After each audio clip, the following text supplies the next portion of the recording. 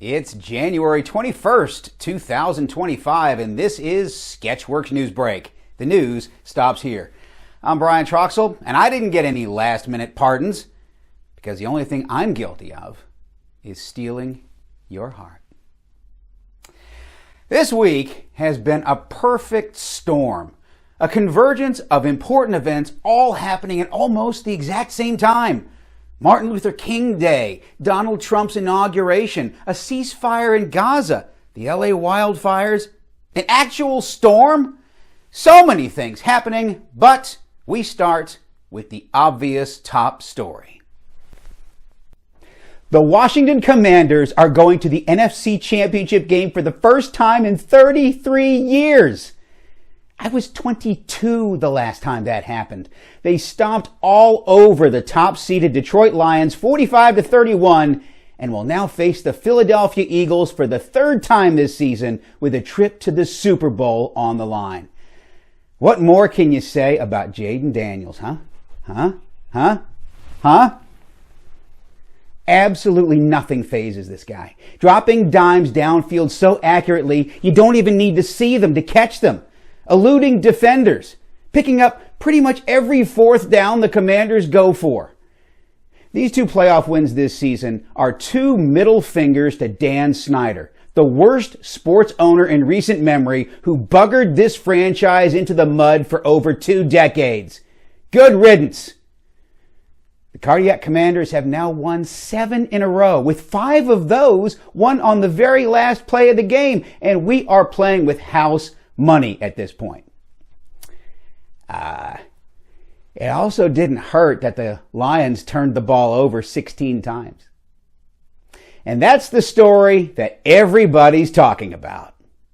Actually, Brian, I think you mean the story everybody is talking about is the Buffalo Bills win over the Ravens in the AFC divisional matchup there in Buffalo, New York. I mean, what a game. I mean, the Bills effectively blitzing Lamar Jackson at every turn, creating 3 turnovers. Josh Allen passing for 3,000 yards during this game. During the playoffs alone, 3,000 yards. Ryan Fitzpatrick took his shirt off. I'm no meteorologist, but I think they even said that Josh Allen was able to make it snow. I mean, I would believe it. It's a city of miracles. All right, and that's kind of the big story everybody is talking about this week. The Buffalo Bills win.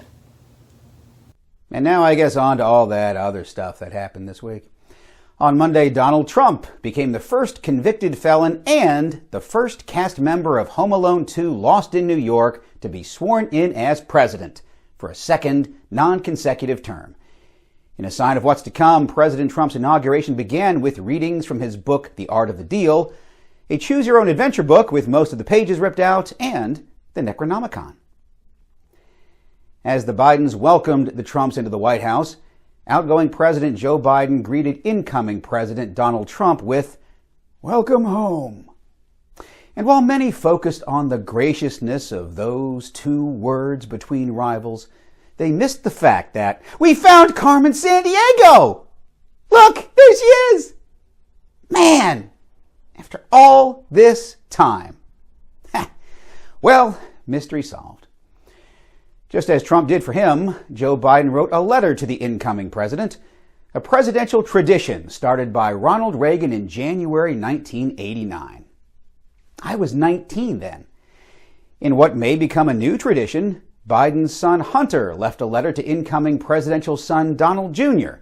to let him know the best spots to stage your blow in the White House. The official portrait of President Trump's second non-consecutive term in office was released this past week. Yep. Yeah, that's it right there. Reactions have been mixed. Many believe Trump's new portrait conveys control, focus, authority, and a sense of confidence. Others feel the portrait conveys a message of, "Get off my lawn!" and a message of, "I would have gotten away with it if it weren't for those meddling kids." And a message of, "In my day, porn stars knew how to keep their mouths shut." For his last meal as president, Joe Biden ate nothing but ice cream.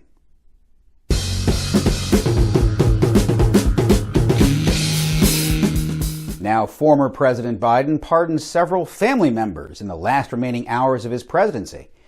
He said he granted them preemptive pardons dating back to January 1st, 2014, to spare them from any vindictive prosecution from the Trump administration. Plus, he didn't know what else to get them for their birthdays. Biden also granted clemency to Leonard Peltier, a Native American activist serving a life sentence for the 1975 murders of 2 FBI agents. Biden later clarified he thought he was giving clemency to the people who suffered the indignity of watching the horrible Bill Cosby movie Leonard Part 6. President Trump went on a pardon spree soon after his inauguration and issued pardons to 1,500 January 6th rioters. That sound you heard was 1,500 moms who now have to clear out the spare bedroom because their children are coming back home. We have an intro to sketch acting class starting in 2 weeks. 2 weeks! Here in Atlanta at Onward Theater. And there's still time for you to join us. In fact, there's 2 weeks! Kirsten Crable teaches this 6-week class that will give you the skills to create hilarious yet believable characters, as well as stretching your imagination and your acting chops. We also have writing classes that'll start up as soon as we have enough people. And even better, they're over Zoom, so you can take them from anywhere. Learn the basics of sketch comedy writing in our intro class, or take our advanced writing class if you think you're good enough for it. Taught by our head writer John D. Babcock III, you can also just sign up and chat about the Buffalo Bills. Assuming your check clears. Nah, I'm just kidding. We don't take checks. Head to sketchworkscomedy.com to find out more. With an Arctic blast blasting cold Arctic air across much of the continental United States this week, the National Weather Service has issued a list of items never to be left in a car parked out in these frigid temperatures. Thank goodness I have a garage. First, aerosol cans. Freezing temps can make them blow up like your dad when he gets home late from work. Next, medications. Temps below 30 degrees chemically convert all medications into the club drug Molly. And the number one item, never to be left in a car in freezing temperatures, the elderly. More than likely, they will steal your car. The National Weather Service advises everyone to not trust the elderly. The social media platform TikTok, maybe you've heard of it, was banned in the U.S. over the weekend, and then unbanned in the U.S. over the weekend. TikTok users celebrated the news, the unbanning, not the banning, by eating Tide Pods. These actions reminded me that Sketchworks has a TikTok account. I completely forgot, as you will notice if you go look at it. So before it gets banned again, please become a Sketchworks TikTok subscriber and watch our short-form content, which surely confuses the hell out of China. The draft lyrics to Bob Dylan's Mr. Tambourine Man sold at an auction for $500,000. The lyrics include a handwritten annotation from Dylan that says, "Please, God, whatever you do, make sure William Shatner never, ever, ever covers this song."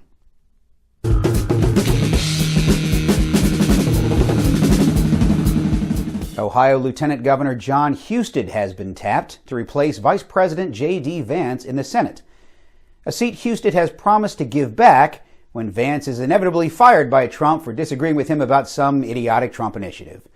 So, around March. A report from a champagne producers trade organization says champagne sales are down worldwide because people don't want to celebrate. Conversely, a report from the Bum Wine Manufacturers Association says sales of fortified wine are way up because people don't want to celebrate. I'm sure something happened on Monday that put everyone in a sour mood. Oh well, more champagne for me. That's all for Sketchworks NewsBrake. We'll be back next week, and we hope you are too. I'm Brian Troxel. Say hi to your mom for me. She likes to go for it on fourth down.